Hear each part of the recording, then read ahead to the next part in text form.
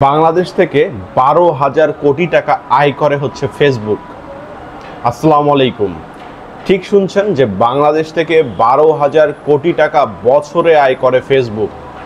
যারা চিন্তা করতেছেন যে বাংলাদেশ সরকার ফেসবুককে যখন তলব করছে তখন ফেসবুক এটাকে গায়ে লাগাবে না, আসলে গায়ে না লাগানোর মতো কোনো কিছু নাই। অবশ্যই ফেসবুক এটাকে গায়ে লাগাবে। বছরে 12,000 কোটি টাকা আয় করে হচ্ছে ফেসবুক। এটা আমি বলতেছি 2019 সালের কথা, কারণ 2019-এর পর ফেসবুক বাংলাদেশ থেকে কত আয় করে এটার কোনো রিপোর্ট আমি গুগলে পাইনি। সর্বশেষ যে রিপোর্টটা পাইছি সেটা হচ্ছে 12,000 কোটি টাকা ফেসবুক বছরে আয় করে বাংলাদেশ থেকে, এটা 2019 সালে। এবং এই 2019 সালের জুলাই থেকে সেপ্টেম্বর এই 3 মাসে, মাত্র এই 3 মাসে 3,060 কোটি, চিন্তা করছেন? মাত্র 3 মাসে 3,060 কোটি, যেটা 36 কোটি মার্কিন ডলার আয় করেছে হচ্ছে ফেসবুক। আপনার যদি বিশ্বাস না হয় আপনি গুগল করে দেখতে পারেন। তো যারা চিন্তা করতেছেন যে ফেসবুক এত কম পরিমাণ টাকার জন্য হয়তো বা বাংলাদেশে আসবে না বা বাংলাদেশে যে সমস্যাটা সেটা গায়ে লাগাবে না, এটা ভুল। এখন অনেকেই প্রশ্ন করতে পারেন যে ভাই, ফেসবুকের মোট ইনকামের সঙ্গে এই যে টাকাটা আপনি বললেন এটা কত পরিমাণ? এটার পরিমাণ খুবই নগণ্য, খুবই কম।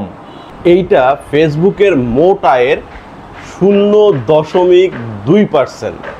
মানে হচ্ছে ফেসবুক যে মোট আয় করে তার 0.2%, অতি নগণ্য একটা পরিমাণ। কিন্তু টাকার পরিমাণ নিয়ে যখন আপনি চিন্তা করবেন তখন কিন্তু এটা অনেক বেশি। আর এই বেশি থাকার কারণে আপনার আমাদের ভারতীয় উপমহাদেশে ফেসবুকটা যেভাবে ব্যবহার হয়, শুধুমাত্র এই কারণেই কিন্তু অবশ্যই বাংলাদেশ সরকারের সঙ্গে ফেসবুক, আমার যেটা মনে হয় যে বৈঠকে বসবে এবং তারা বাংলাদেশ সরকারের যে সমস্যাগুলো আছে সেটা সমাধান করে তারপরে বাংলাদেশে আবার সঠিকভাবে ফিরে আসবে, যেটা আমি মনে করি। তো এখানে সবচেয়ে বড় যে ব্যাপারটা সেটা হচ্ছে ফেসবুকের কিছু পরিবর্তন আমরা সাধারণ মানুষ চাই, ফেসবুকের কিছু পরিবর্তন আমরা যারা বাংলাদেশের কন্টেন্ট ক্রিয়েটর আছি তারাও চাই। আবার পাশাপাশি এমন কিছু জিনিস চাই, আপনি একটা জিনিস চিন্তা করবেন, সেটা হচ্ছে আমাদের দেশে ফেসবুকে যে ধরনের রাজনৈতিক ইস্যুগুলো বেশি ফলো করা হয় বা যে ধরনের দেশেও বিরোধী কর্মসূচিগুলোকে যেমন ফলো করা হয়, এটা কিন্তু বহির্বিশ্বে অতটা হয় না।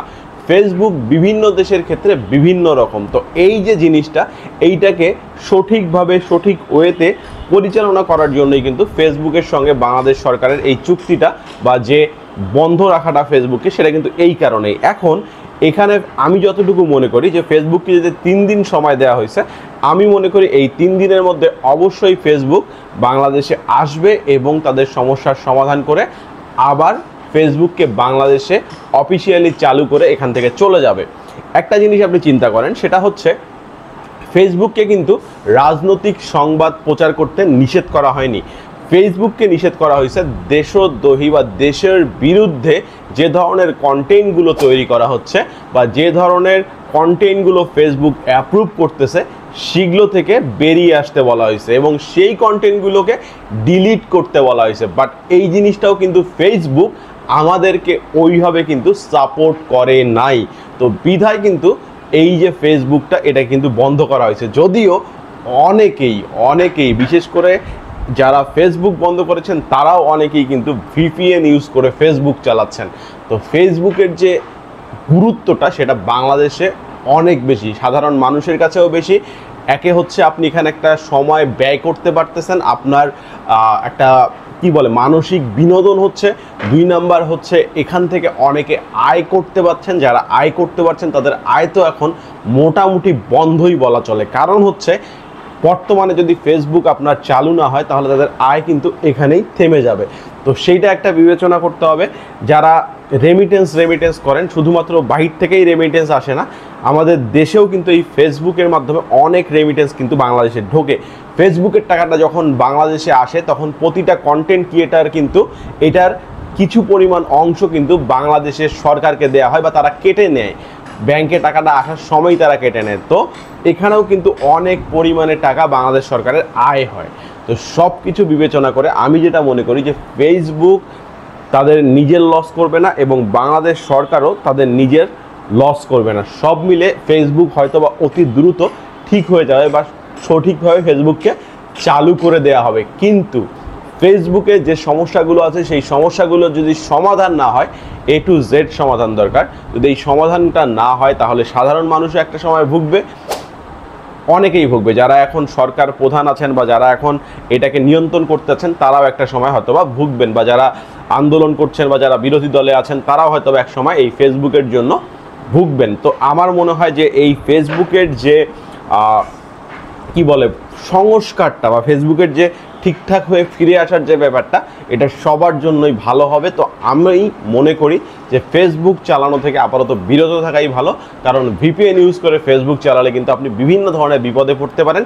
সেটা নিয়ে আমি গতকাল একটা ভিডিও আপলোড করেছি, আপনি কি কি ধরনের সমস্যায় পড়তে পারেন, আপনি কিন্তু মামলার মধ্যেও পড়তে পারেন, সেটা কিভাবে কী ধরনের ঝামেলায় আপনি পড়তে পারেন VPN চালায় যদি আপনি ফেসবুক চালান বর্তমানে, সেটা যদি না জানেন ভিডিওটা দেখে নেবেন।